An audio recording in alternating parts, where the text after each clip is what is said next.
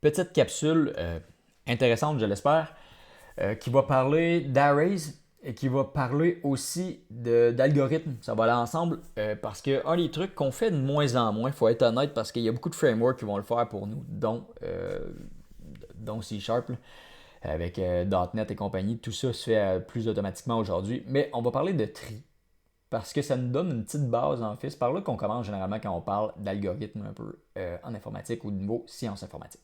Donc, on va commencer par se faire un array d'integer, tout simplement. Donc, int numbers est égal à new int et on va se mettre ça là comme ça. Hop. Et on va en mettre 5 dedans. On va s'ajouter des accolades ici. Et on va mettre des nombres au hasard. Je sais pas moi. 65, 34, 98, 122, 2. J'en ai combien là? J'en ai 5 sûrement? Ouais. Et voilà. Donc j'ai des nombres, vous voyez. Et si je les affiche for comme ça, hop, et je fais numbers.length et que je m'affiche tout ça, on va avoir notre array dans l'ordre qu'on l'a déclaré. Right? C'est exactement les mêmes nombres à la même place. Si je veux trouver un nombre là-dedans, et là on a 5, c'est assez facile, on aurait juste à regarder. Mais si notre ordinateur veut trouver un nombre là-dedans, la seule chose qu'il peut faire, lui, c'est d'y aller un à la suite de l'autre et de le trouver.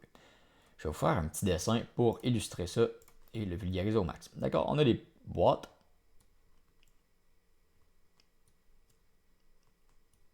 On a 5 boîtes. Hop. Ok, je dessine mal, je le sais, ça va. Donc, on a des valeurs là-dedans. Donc, je pourrais même les écrire comme ça, je crois. 65, 34, 98, 122, 2. Donc, on a des nombres qui sont dans des slots, dans des boîtes, et on ne sait pas quel nombre est où, en fait, parce que notre ordinateur, lui, il ne le voit pas. Il va le voir un coup qu'il va ouvrir la boîte. C'est la même chose. Donc, si je vous dis, OK, trouvez-moi le nombre 2, vous allez faire quoi? Vous allez commencer par ouvrir la première boîte à gauche. Vous allez faire, non, c'est pas là. Vous allez voir la deuxième, c'est pas là. Troisième, quatrième, et la cinquième, finalement, c'était là. En fait, votre seule façon de faire mieux que ça, c'est d'être chanceux. De faire plus rapidement que ça, c'est d'être chanceux. Donc, en informatique, on va éviter la chance. On va y aller de façon méthodique. On va faire une recherche linéaire, ce qui veut dire qu'on va aller couvrir tout ça jusqu'à temps qu'on trouve ce qu'on a besoin. C'est la meilleure méthode. Si on n'est pas ordonné, c'est la meilleure des méthodes. Donc, nous, ce qu'on va vouloir faire, justement, c'est ordonner tout ça. Parce que travailler de cette façon-là, ça ne fonctionne pas. C'est trop long pour notre ordinateur de trouver ces trucs-là. Donc, ce qu'on va faire, c'est qu'on va sort en anglais le array. Donc, array.sort, pas .copy, .sort.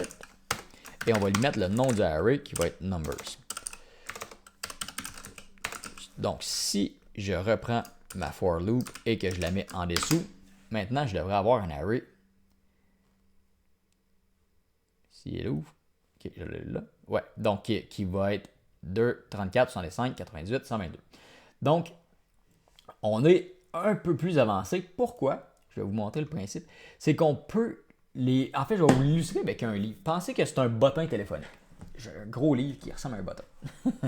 Un répertoire de noms. Appelez ça comme vous voulez. On a une encyclopédie. Juste une encyclopédie, en fait, c'est super simple. On va faire quoi? Si on cherche le nombre... Pas le nombre. Ben, on pourrait le chercher parce que là, ils sont pas even. Donc, si je cherche le nombre 98, il est où dans l'array? Mon 98. Il est en quatrième position. Si je cherche le 98, ce que je vais faire, c'est que je vais ouvrir dans le milieu. Si on se refait des boîtes ou si on les réécrit comme il faut. Donc, on n'a pas énormément de nombres parce que je n'ai pas envie de passer la nuit à dessiner. Là. Hop. Si on réordonne ça, on a 2, on a 34, on a 65, on a 98 et on a 122. Donc, si on ouvre dans le milieu, on tombe à 65. On fait, oh, est-ce que le chiffre que je cherche, je ne me rappelle plus que je vous l'avais dit, je pense que j'avais dit 98. Si on cherche 98, est-ce que mon chiffre est plus petit ou plus grand que 65? Il est plus grand. Donc, tout ce qui est avant ça, pas besoin de s'occuper de ça, on le prend, on le jette. Ce qu'on va faire après ça, on va aller dans l'autre partie, on va se séparer en deux. On va regarder où est-ce qu'on est. Là, il y a juste 5, donc évidemment, on n'a pas. Mais ça, par exemple, on avait 100. On divise, on est à 50. OK, est-ce que le chiffre que je cherche est avant ou est-ce que le nombre que je cherche est avant ou après? OK, il est après. Je divise de 50 à 100, je suis rendu à 75. OK, est-ce que le nombre est avant, après? Ah, et là, je redivise comme ça. Donc, ça va prendre beaucoup moins de temps que si vous avez à chercher une page après l'autre ou une section après l'autre. Donc, c'est tout le temps de diviser par deux de la façon qu'on fait pour chercher le plus rapidement possible. La façon que ça s'appelle, c'est ce qu'on appelle du binary search. Donc, comment est-ce qu'on peut faire ça? Il y a une méthode pour ça. On pourrait simplement, j'ai pas vraiment la structure pour le faire, mais on peut simplement utiliser cette méthode-là. En fait, binary search, donc on lui dit simplement dans quel array. C'est qu'est-ce qu'il veut? Il va nous le dire ici, binary search. Il cherche l'array, donc en fait, il va sûrement nous renvoyer un true.